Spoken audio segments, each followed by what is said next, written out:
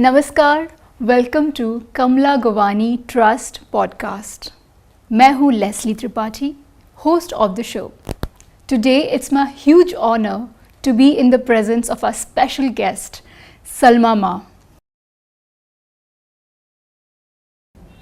Salma Khan has been actively involved in various initiatives and campaigns to raise awareness about the issues faced by the transgender community. She has been a vocal advocate for legal rights, healthcare, education, and employment opportunities for transgender individuals. As the first trans woman to be a part of the Lok Adalat panel, she has not only broken barriers but also paved the way for other transgender individuals to have a voice in the justice system. Salma Khan's dedication and perseverance in fighting for transgender rights have made her a prominent figure in the movement towards a more inclusive and equal society. Salma Ma, welcome to our show. नमस्कार, धन्यवाद, thank you. Salma माँ, आपका journey काफ़ी उतार चढ़ाव भरा रहा है। लोगों को बहुत अच्छा लगा आपका डिटर्मिनेशन, मोटिवेशनल स्किल्स। आप जब बोलती हैं लोग सुनते ही हो। आज हम जानना चाहते हैं आपका बचपन कैसा रहा। सबसे पहले तो मैं कमला बाई गोहानी ट्रस्ट का बहुत बहुत धन्यवाद करूंगी कि आज उन्होंने उनके फोरकास्ट में मुझे इनवाइट किया। और सब कुछ बोलने से पहले मैं एक शायरी बोलना चाहूँगी। आँख में जो आंसू है, आँख में जो आंसू है, कौन इसका सानी है। आँख में जो आंसू है, कौन इसका सानी है। रुक गया तो मोती है और बह गया तो पानी है। और मैं सलमा उमर खान साकरकर, मैं कोकन से बिलोंग करती हूँ और मेरा बचपन पूरा मुंबई में ही बीता है। और मैंने मास्टर्स किया है, MSW किया है in social work after my graduation. और मुझे नन लोगों ने स्कूल पढ़ाया है कॉन्वेंट स्कूल से, क्योंकि मैं एक मिडिल क्लास फैमिली से आती हूँ। मेरे बाबा एक RTO ऑफिसर थे और मेरी माँ एक हाउसवाइफ थी। और वो लोग मुझे इतना ज़्यादा कॉन्वेंट में, बड़ी स्कूल में इतना कुछ अफोर्ड नहीं कर पाते थे, तो मुझे नन लोगों ने चर्च की तरफ से उन्होंने मुझे एजुकेशन दिया है। And I would like to thanks them today. बचपन से आपको पता था कि आप अलग हैं, आप ट्रांसजेंडर हैं, आपको पता था? हाँ, क्योंकि बचपन से ही मैं हमेशा लड़कियों के साथ खेलती थी और लड़कों के साथ कभी मैं क्रिकेट वगैरह नहीं खेलती थी। और मुझे लड़कियों के कपड़े पहनने का शौक़ था छोटे बचपन से ही। और मैं एक और बॉडी में एक अलग जेंडर लेकर पैदा हुई थी। तो फिर मुझे लड़कियों के साथ ही खेलना अच्छा लगता था, लड़कों के साथ मैं नहीं खेल पाती थी और मैं अनकंफर्टेबल रहती थी लड़कों के साथ खेलने में। लड़कियों के साथ मैं खेलती थी और मेरे फ्रेंड्स भी बचपन में काफ़ी कम थे, क्योंकि मैं बहुत सेंसिटिव और स्पेशल चाइल्ड की तरह थी। मुझे घर में रहना, पढ़ाई करना, घर के काम करना, और मेरी हॉबीज़ है कुकिंग। तो मैं बचपन से खाना बनाना, सिलाई करना, मेहंदी लगाना, ये सब चीज़ों में मैं बचपन से ही रहती थी। कौन से एज से? मैं 7-8 साल की होंगी, तब मैं शायद चौथी पाँचवीं में भी होंगी। तभी से भी मुझे कुकिंग वगैरह का शौक़ था। और मैं लड़के लोगों के साथ बिल्कुल कम रहती थी, क्योंकि वो लोग मुझे टीज़ करते थे, बुलिंग करते थे। और स्कूल में भी मुझे वो लोग हिजड़ा, छक्का, मामू, गुड़ ऐसे करके बोलते थे। तो मैं लड़कों से थोड़ी सी अनकंफर्टेबली फील करती थी।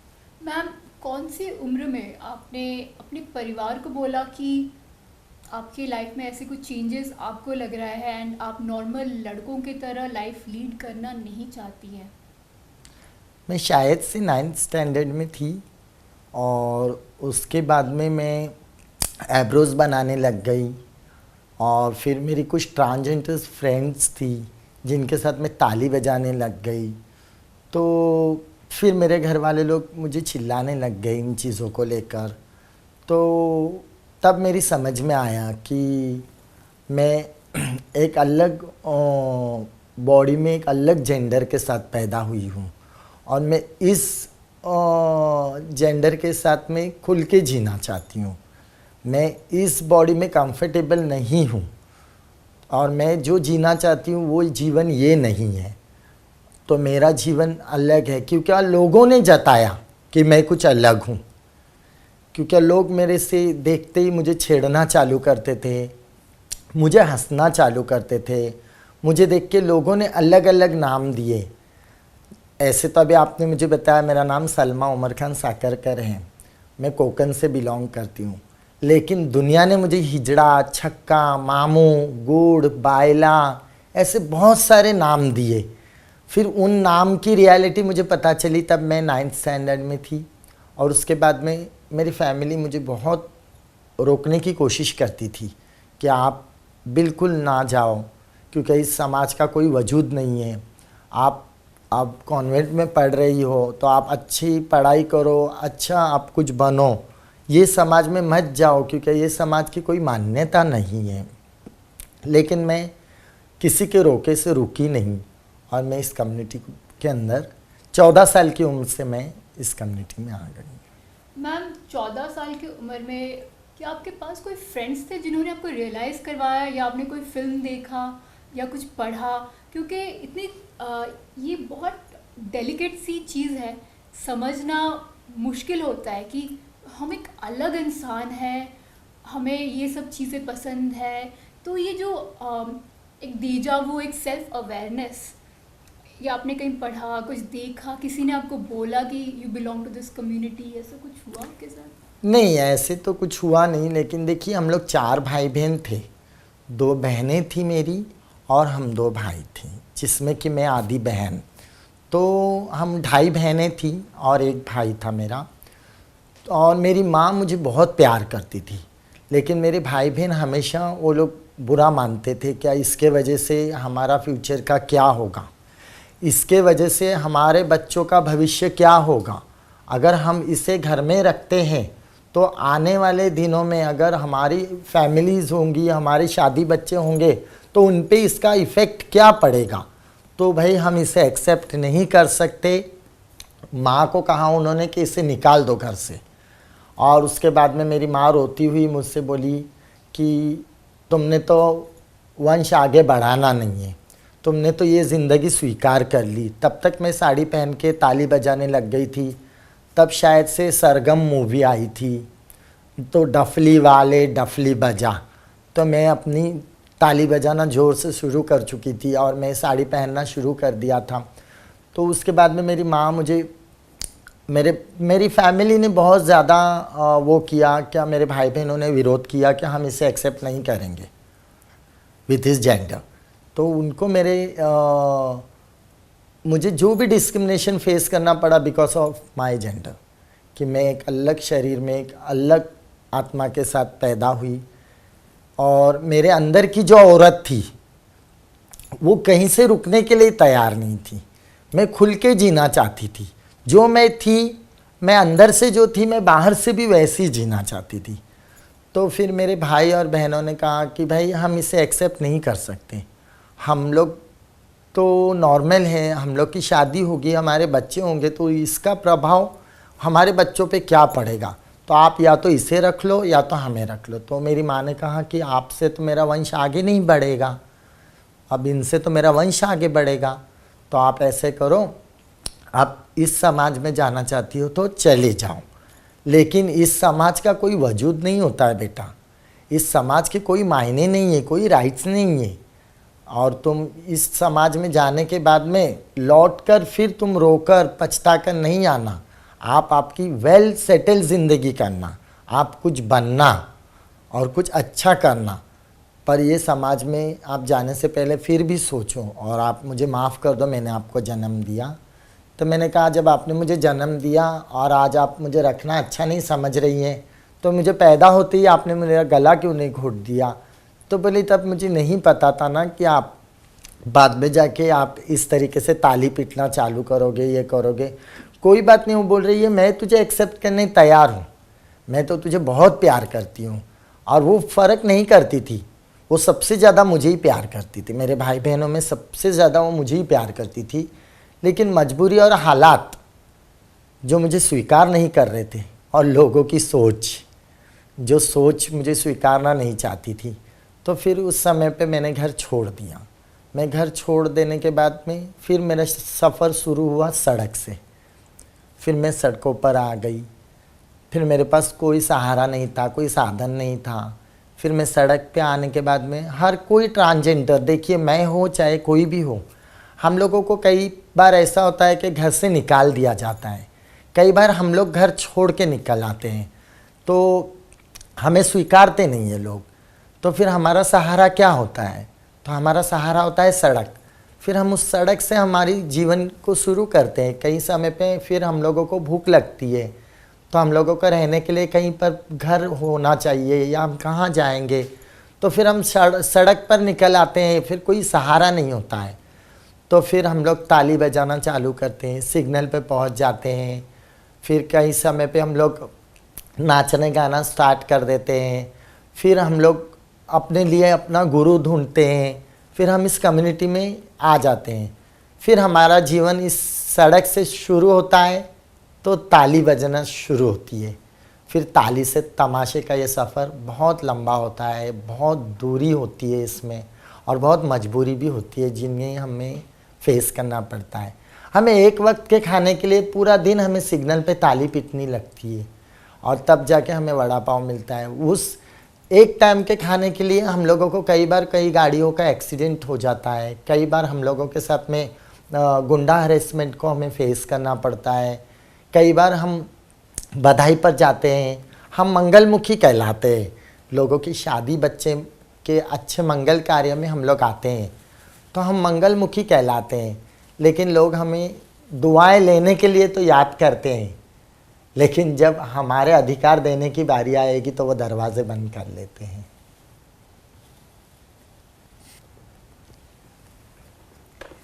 नहीं, मैं रोऊंगी नहीं, क्योंकि मैं इतना रो चुकी हूँ जीवन में, अब आंसू भी सूख गए हैं, अब आंसू भी आते नहीं हैं आंखों में। आज जैसे आपने मेरे सब सवालों पे ध्यान दिया, तो मुझे सब फिर से मैं ना 86 में चली गई कि क्या हुआ था, कैसे निकाला गया था घर से। मत रोइए, क्योंकि वक्त और हालात इंसान को जीना सिखा ही देता है। और आज देखिए मैं आपके सामने बैठी हूँ। मैम, आपका जर्नी इतना टफ रहा है बचपन में, मेरे आंसू तो नहीं रुक रहे हैं। आप इतने यंग एज में इतना डिस्क्रिमिनेशंस, इतना भेदभाव सहे हैं, आपको सपोर्ट नहीं मिला, फिर भी आप इतना स्ट्रॉन्ग बने हैं। बट मेरा एक सवाल है, इतने सारे चैलेंजेस आपके लाइफ में आए हैं, फिर भी जैसे आप अडल्ट बनी और आपको एक कमाई लाइफ में जो होता है ना, हम इनकम जनरेट करना चाहते हैं, कुछ कमाना चाहते हैं, आपके लिए इजी था या बहुत डिफ़िकल्ट था? देखिए बहुत डिफ़िकल्ट था, क्योंकि जिस समय पे हमें घर से निकाल दिया जाता है या हम घर छोड़ देते हैं तो बहुत मुश्किल हो जाती है, बहुत डिफ़िकल्टीज़ को हमें फेस करना पड़ता है। इतना आसान नहीं था, ये बहुत मुश्किल था। लेकिन वक्त और हालात हमें सब कुछ सिखा देता है। फिर हम लोग लोगों के घर नाचने चले जाते हैं, हम लोगों के खुशियों में शामिल हो जाते हैं, हम सिग्नल्स पे चले जाते हैं, हम ट्रेन में मांगने चले जाते हैं, हम बधाई मांगते हैं, हम मंगलमुखी कहलाते हैं। मेरी कुछ बहनें सेक्स वर्क जैसे वर्क की तरफ भी चली जाती है। ये सिर्फ उनकी मजबूरी की वजह से, क्योंकि लोग उन्हें रोज़गार नहीं दे रहे हैं। आज अगर हम लोग भीख मांगते हुए आपको दिखते हैं, सिग्नल पे अगर हम आपको दिखते हैं, तो आप लोग बोलते हो कि ये लोग बहुत एग्रेसिव हो जाते हैं, ताली बजाते हैं, लोग हम लोगों को परेशान करते हैं। तो इसका जवाबदार कौन है? सरकार, गवर्नमेंट। क्योंकि देश स्वतंत्र होकर 75 इयर्स हो गए हैं। आज हम आज़ादी का अमृत महोत्सव मनाते हैं 75वां, लेकिन हमारे समाज को आज तक पूरी तरीके से आज़ादी नहीं मिली है। आज देखिए हाई कोर्ट मुंबई को मैं थैंक्स करना चाहूँगी, क्योंकि उन्होंने उनका जजमेंट दिया है, वर्डिंग्स दिया है कि ट्रांसजेंडर्स को पुलिस भर्ती में ले लो महाराष्ट्र में। और हमारा दुर्भाग्य देखिए कि महाराष्ट्र गवर्नमेंट के पास में कोई जीआर नहीं है, उनके पास कोई भी ऐसी मालूमात नहीं है क्या वो हमें महाराष्ट्र की पुलिस भर्ती में रिजर्वेशन में ले, जबकि हाई कोर्ट का कहना है कि भाई मेल और फीमेल के साथ साथ आप इनको भी लो। तो इस रिलेटेड हमने संजीव वर्मा सर से डीजीपी से हमारी मीटिंग हुई थी कि नरमा ट्रस्ट से, तो हमने उनसे पूछा था और उन्होंने हमसे भी पूछा था कि भाई हम अगर ट्रांसजेंडर्स को इसमें भर्ती करके लेते हैं तो हम इन्हें मेल ट्रांसजेंडर्स करके ले, फीमेल ट्रांसजेंडर्स करके ले या थर्ड जेंडर्स करके ले। तो हमने कहा उन्हें आप थर्ड जेंडर करके एक वन विंडो अप्रोच कीजिए जिसके अंदर हम हमारी अपनी खुद की पहचान खुद देंगे, और जिसके कारण हमें आप जैसे आज उनका महाराष्ट्र गवर्नमेंट का कहना है, मैट का कहना है कि आप हमें पुलिस भर्ती में लो, लेकिन हमारे स्टेट गवर्नमेंट का कहना है कि उनके पास में ऐसी कोई जानकारी नहीं है जिस आधार पे वो हमें पुलिस भर्ती में ले सके। तो ये हमारा दुर्भाग्य कहूँगी मैं, क्योंकि छत्तीसगढ़ में ऑलरेडी ट्रांसजेंडर पुलिस है, तमिलनाडु में ऑलरेडी ट्रांसजेंडर पुलिस है, आंध्रा में है, तो फिर सेंट्रल गवर्नमेंट के पास तो कुछ इन्फॉर्मेशन तो होगी। क्योंकि देखिए इतर राज्यों में अगर वो पुलिस है, उनको रिजर्वेशन दिया गया, उनको घर हाउसिंग स्कीम दी गई है, तो महाराष्ट्र में भी देनी चाहिए। क्योंकि नालसा का जो जजमेंट आया था 2014 में, 2014 15 अप्रैल को जो नालसा ने जजमेंट दिया था, उसके अंदर उन्होंने साफ साफ हर चीज़ों को मेंशन किया है कि इन्हें मुख्य प्रवाह में जोड़ के लो, इनको रिजर्वेशन दो, इनको हर क्षेत्र में लो। 130 पन्नों का वो जजमेंट है। तो मुझे ऐसा लगता है कि वो जजमेंट को अच्छे से पढ़ लेना चाहिए। और अभी आज देखिए ट्रांसजेंडर प्रोटेक्शन राइट्स 2019, आप ट्रांसजेंडर के प्रोटेक्शन राइट्स भी हैं, लेकिन अभी तक पूरी तरीके से ट्रांसजेंडर प्रोटेक्ट नहीं हुए हैं। मैम ये कुछ जगह में ऐसा सोच है कुछ ऑफिसेस में कि अगर किसी ने आपको जॉब दिया आपकी कम्युनिटी में एंड ऐसा वक्त आता है कि किसी ट्रांसजेंडर को निकालना पड़ता है, बोल लेंगे कि आपकी ज़रूरत नहीं है, बट आपका कम्युनिटी शायद वहाँ पे जाके कुछ रेवोल्यूशन लाए या फिर मार तोड़ करे, ऐसा एक डर है कम्युनिटी का। क्या ऐसा सच है? नहीं, देखिए हमारे लिए अगर नेगेटिव सोच आपने मन में एक विचारधारा बना रखी है कि भाई हम लोगों को ये लोगों को मुख्य प्रवाह में जोड़ना ही नहीं है, मेन स्ट्रीम में इन्हें लेना ही नहीं है, तो अब आप लोगों ने वैसे एक विचार बना रखा है कि भाई इजड़े आ गए हमारे दरवाजे पे, ताली बजा रहे हैं, इनको 150 रुपया दे दो, भगाओ, हका लो इनको। लेकिन अगर हम जॉब करना चाहते हैं, आप देने के लिए क्यों हिचकिचा रहे हैं? हम नहीं चाह रहे कि आज हम बैगिंग करें, हम चाह रहे हैं हम पुलिस में भर्ती हुए, तो आप क्यों नहीं हम लोगों को पुलिस में भर्ती होने दे रहे? मैं चाहती हूँ मेरा समाज सड़क से संसद तक दिखाई दे। मैं चाहती हूँ मेरा समाज का हर एक वो व्यक्ति, उसे व्यक्ति स्वतंत्र का अधिकार मिले। वो सिर्फ ताली बजाता हुआ सिग्नल पे नहीं दिखाई दे, तो वो संसद में भी अपनी ताली की गूंज सुनाई दे। और हमारे लोगों को जॉब देने से लोग कतराते हैं क्योंकि वो हमारे साथ एक डिस्क्रिमिनेशन करते हैं कि ये हिजड़े, ये लोगों को क्या है, ये लोगों को 2 रुपया दे दो, भगा दो। और जब हम लोगों का आशीर्वाद की ज़रूरत होती है तो हम लोगों को अपने घर बुलाते हैं, हम लोगों के घर आते हैं, लोगों के शादी बच्चों में आके हम लोगों को आशीर्वाद देते हैं। और हमें राम जी का वरदान है कि हम हर किसी के मंगल कार्य में शामिल होंगे और एक दिन हमारा राज भी आएगा। और वो दिन अब दूर नहीं कि मेरा समाज भी जागरूक हो गया है और वो भी मुख्य प्रवाह में जुड़ेगा और मुख्य धारा में समाज के साथ उन्नति के मार्ग पे कंधे से कंधा लगा के चलेगा। जी मैम, ये तो ज़रूर होगा, सड़क से संसद तक। मैम आपका जर्नी के बारे में सुन के आई गॉट एक्सट्रीमली इमोशनल कि बचपन से आप क्या क्या सब भेदभाव फेस कर रहे हैं। मेरा ये सवाल है कि जब आप इतने सारे भेदभाव, इतने चैलेंजेस फेस कर रहे हैं, आपके लिए इनकम जनरेट करना, कहीं पे जॉब करना, पैसे कमाना कितना आसान है, कितना मुश्किल है? आफ्टर नालसा जजमेंट अब लोग 2014 के नालसा जजमेंट के बाद में लोग हम लोगों को जॉब देने लग गए हैं। थोड़ा सा इजी हुआ है, लेकिन पूरी तरीके से अभी तक धीरे धीरे बदलाव आ रहे हैं। पूरी तरीके से समाज बदला नहीं है, पर मैं आशा करती हूँ कि भविष्य में वो बहुत सारा बदलाव आए। धीरे धीरे क्यों ना हो, हम मुख्य प्रवाह में ज़रूर जुड़ेंगे। मैम, आपने बहुत प्यारी बात कही कि सड़क से संसद तक का जो सफ़र है, you would love to be part of that, और आप देखना चाहेंगी। मैम, एक छोटी सी पहलू है जो कि मेरे लिए बहुत इम्पॉर्टेंट है, peace of mind, mental health.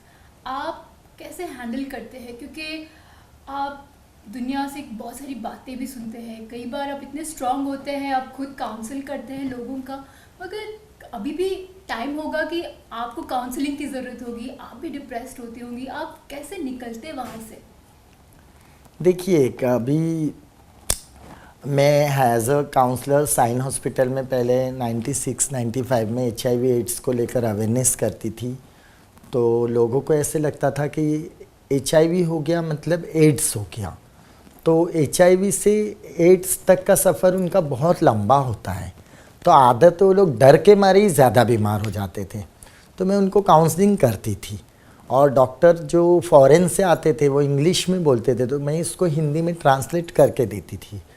तो डिप्रेशन में जाना ये मेरे लिए ही नहीं, आप लोगों के भी लिए, ये सबको ही जाना पड़ता है, और कभी कभी गहरा सदमा। और हम लोगों को डिस्क्रिमिनेशन की वजह से डिप्रेशन ज़्यादा होता है, क्योंकि हमें माँ बाप नहीं स्वीकारते, भाई बहन नहीं स्वीकारते, समाज नहीं स्वीकारता है, और हम मुख्य प्रवाह में जुड़ नहीं पाते हैं। फिर हम लोगों को मजबूरन ट्रेनों में जाना पड़ता है, सिग्नल पे जाना पड़ता है, सेक्स वर्क जैसी जगहों पर जाना पड़ता है, HIV जैसे भयंकर रोग का सामना करना पड़ता है।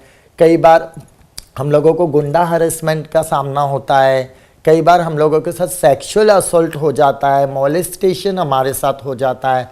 तो हम भी तो इंसान हैं, हमें भी इतना ही दर्द होता है जितना आपको होता है। हमने भी माँ के पेट से जन्म लिया है, तो जितना मानवीय अधिकार आपका है उतना ही मानवीय हक हमारा भी है। आप हमारे दर्द को समझो, आप हमारे साथ बैठो, हमारी समस्याओं को सुनो, तो आपको पता चलेगा हम भी इंसान हैं। आज मैं लोक अदालत की पैनलिस्ट हूँ, महाराष्ट्र की फर्स्ट गोल्ड मेडलिस्ट ट्रांसजेंडर हूँ। मैं 2006 में मुझे शीला दीक्षित के हस्ते, जब वो CM थी, तो मुझे गोल्ड मेडल दिया गया है for a good social worker. तो ऐसे बहुत सारी चीज़ें मैंने अपने जीवन में करी। उतार चढ़ाव तो बहुत आए, पर मैं बहते पानी की तरह थी। मैं चट्टानों को चीरती हुई, समस्याओं को पीछे ढकेलती हुई, मैं मेरे समाज के लिए अच्छा रास्ता बनाती हुई नदी की तरह चट्टानों को चीर के रास्ता बनाती हुई आगे बढ़ी। और that's why I am today here front of you talking about my community. Ma'am, पहले ऐसा होता था कि ट्रांसजेंडर्स एज अ कम्युनिटी को लोग बहुत गाली देते थे, सेक्स वर्कर्स के नाम से बोलते थे, कुछ भी बोलते थे, रिस्पेक्ट नहीं करते थे। कई बार ऐसे सुनने को भी मिला कि अगर रेप भी करते थे, बोलते थे उनको तो कुछ असर नहीं होगा, इट्स ओके। ऐसा होता था, nobody really cared about their feelings.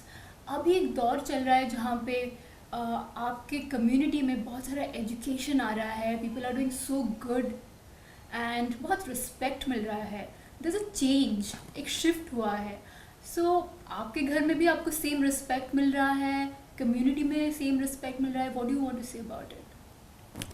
देखिए, हम लोगों के साथ तो बहुत तरीके से रेप जैसी घटनाएं होती हैं, मोलेस्टेशन हमें किया जाता है, मोलेस्ट किया जाता है, लेकिन पहले रजिस्टर नहीं होती थी केसेस, क्योंकि लोग सोचते थे अगर मैं कंप्लेंट देने जाऊंगी तो वो पुलिस उल्टा मुझसे ही सवाल करने लग जाएगी, तो वो डर के मारे से, शर्म के मारे से वो कंप्लेंट नहीं दर्ज करते थे।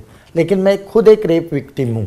कोविड में 24 अक्टूबर 2020 के रोज़ हमारे घर में एक हिस्ट्री शीटर ने घुस के मेरे साथ बलात्कार जैसी घटना को अंजाम दिया। जिसके बाद में मैंने पुलिस में उस चीज़ की शिकायत की तो मेरी एफआईआर रजिस्टर करने के लिए उन्हें 1 महीने का समय लगा और एक्यूज को अरेस्ट करने के लिए 2 महीने का समय लगा। डेढ़ 2 महीने के बाद उन्होंने एक्यूज को अरेस्ट किया और अब उसके बाद में एक्यूज को बेल हो गई। बट मैं चाहती हूँ कि मुझे न्याय मिले और मुझे भारतीय संविधान पे, भारतीय कायदे पे पूरा विश्वास है कि आई विल गेट जस्टिस, क्योंकि हमारा कॉन्स्टिट्यूशन ऑफ इंडिया जो मुझे अधिकार देता है व्यक्ति स्वतंत्र का, तो मैं भारतीय कानून पे विश्वास रखती हूँ कि मुझे न्याय जल्द से जल्द मिले और मेरे जैसी मेरी जितनी किन्नर बहनें हैं जो रेप की शिकार हुई, और मैं तो कोविड के टाइम पे हिस्ट्री शीटर के हाथों शिकार हुई, जो मेरी बहनें, जो मेरी किन्नर माताएं बहनें हैं, वो जो भी मोलेस्ट होती है, जो भी रेप जैसी घटनाओं की, कभी कभी तो उनको गुंडे मर्डर तक कर देते हैं और उनकी जांच तक जल्दी नहीं होती है। कभी कभी मेरी बहनें सेक्स वर्क करती हैं पेट के लिए क्योंकि उन्हें रोज़गार सुविधा नहीं है, तो इसके लिए सरकार भी जवाबदार है। तो सरकार को चाहिए कि थोड़ी सी जवाबदारी वो अपनी भी उठाए और मुख्य प्रवाह में हम लोगों को ज़रूर से ज़रूर ले। और हमारा भारतीय संविधान आर्टिकल 14 और 15 कहता है कि जाति और लिंग को लेकर किसी के भी साथ भेदभाव होना नहीं चाहिए, और मैं आशा करती हूँ क्या मुझे भी न्याय मिलेगा और मेरे पूरे समाज को भी न्याय मिलेगा। और हमने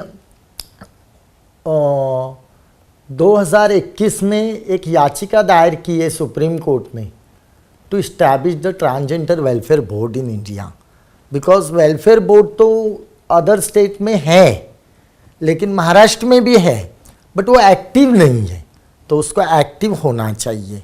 और इसके लिए हमने एक याचिका दायर की है सुप्रीम कोर्ट में 2021 में, और उसके ऊपर नोटिस आया 12 अप्रैल 2021 में, और वो याचिका PIL डिमांड कर रही है कि establish the transgender welfare board through out in India and police abuse the transgender on the basis of gender, क्योंकि एनीवन कैन नॉट जज us on our gender.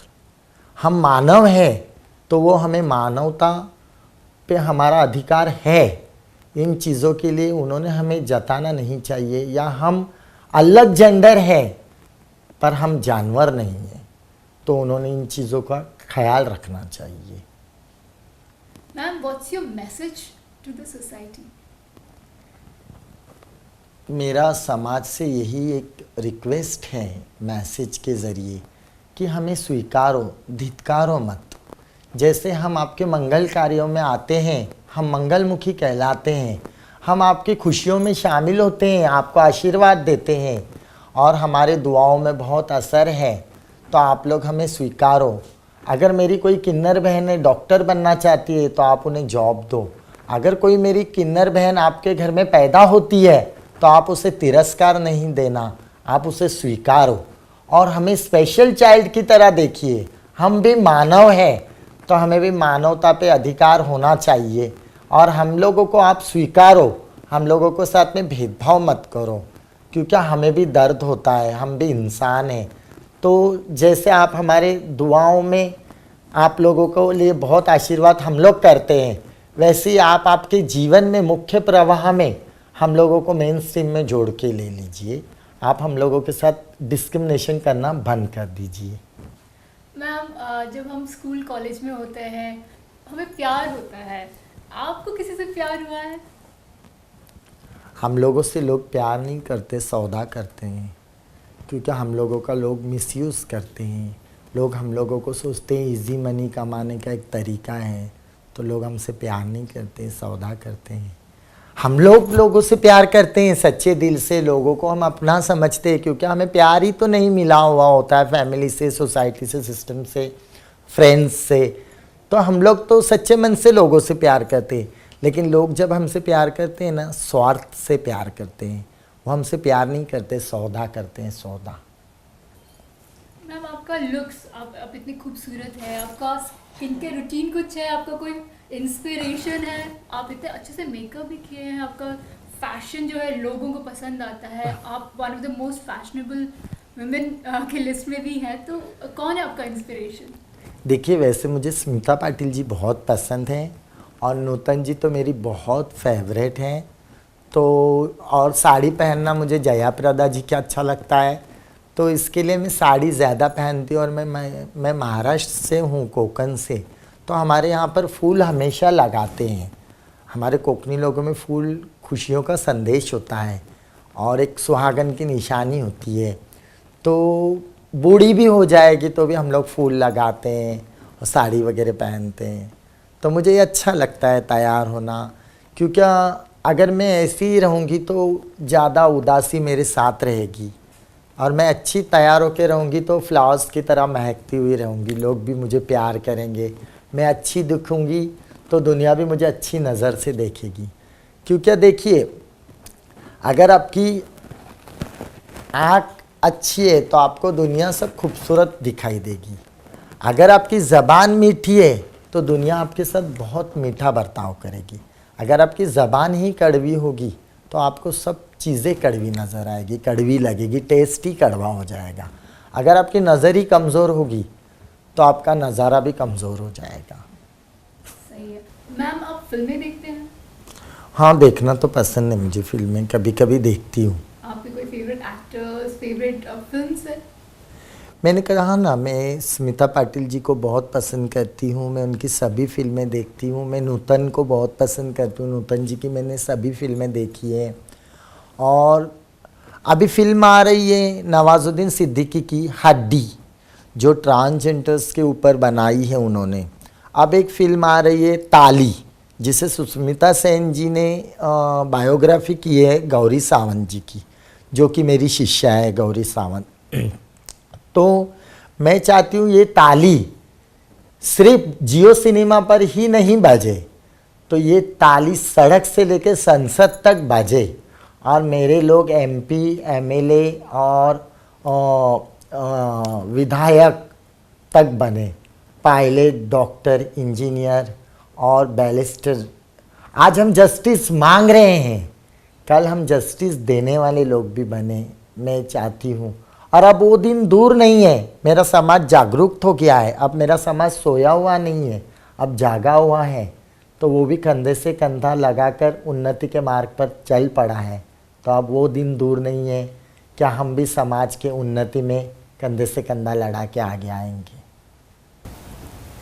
Ma'am, आखिरी में सवाल है, how has Kamla Gowani trust changed your life? How have they helped you? देखिए, मैं उनका बहुत धन्यवाद करती हूँ, निदर्शना मैम का और गोहानी ट्रस्ट का, कि किन्नरमा ट्रस्ट के साथ में उन्होंने बहुत सारे इवेंट किए हैं। और कोविड के काल में उन्होंने हमें राशन की मदद की है, वैक्सीनेशन के लिए मदद किया है। और कोरोना जैसे महामारी के समय पे, जब पैंडेमिक इतना खतरनाक लॉकडाउन लग चुका था कि सबको अपने अपने घरों में रहना था, घरों से बाहर नहीं आना था, वैसे समय पे हमें निदर्शना मैम ने, गोहानी ट्रस्ट ने हम लोगों को राशन की मदद दी। और किन्नरमा ट्रस्ट ने 70 से 80 हज़ार ट्रांसजेंडर्स को राशन देने की मदद की और वैक्सीनेशन कैंप लगाए महाराष्ट्र स्टेट गवर्नमेंट के साथ मिलकर। तो मैं गोहानी ट्रस्ट का बहुत मन से आभार करती हूँ, धन्यवाद करती हूँ। और किन्नरमा ट्रस्ट ने भी जो भी काम किया है किन्नरों के अधिकार के लिए, उनके फंडामेंटल राइट्स के लिए, तो मैं चाहती हूँ गोहानी ट्रस्ट, किन्नरमा ट्रस्ट ऐसे ही हार्डवर्क करते रहें और बहुत आगे जाए। क्योंकि देखिए, उन्होंने कोई भी काम सिर्फ नाम के लिए नहीं किया है, तो ज़मीनी हकीकत में लोगों को लाभ मिले इसके लिए किया है। और मैं आशा करती हूँ भविष्य में भी वो ऐसी लोगों के लिए काम करती रहे। और गोहानी ट्रस्ट तो नारी शक्ति के साथ काम करती ही है, पर वो किन्नरमा ट्रस्ट के साथ काम करती है, तो हमें ऐसा लगता है अर्ध नारी शक्ति को भी वो अपने साथ लेकर चलती है। तो मैं मालिक से आशीर्वाद करूँगी कि मैडम का ऐसे ही नाम हो और पूरी दुनिया में उनका ऐसे ही काम हो और गोहानी ट्रस्ट ऐसी ही बहुत आगे बढ़े। और हमारी किन्नरमा ट्रस्ट को हमेशा वो अच्छा चांस देती है, आगे भी दे। और हमारे किन्नरों के लिए उन्होंने हमेशा हमारे उज्जवल भविष्य के बारे में सोचा है, तो मालिक उनका हमेशा अच्छा ही रखे उनको, उनके बच्चों को। जय हिंद, जय भारत, नमस्कार। Kamla Ankibai Ghamandiram Govani Trust, founded by Nidarshana Govani ji, is a philanthropic organization dedicated to the upliftment and empowerment of society. With the core principle of rise by lifting others, the Trust has consistently worked towards creating a positive impact in various sectors.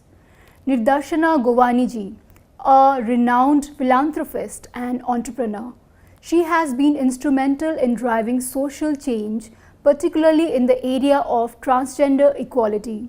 Through her tireless efforts and initiatives, she has advocated for transgender rights, promoted inclusivity, and provided support for transgender individuals in their journey towards acceptance and empowerment. Nidarshana Govani's contributions have not only transformed the lives of transgender individuals but also inspired others to join the movement for equality and social justice.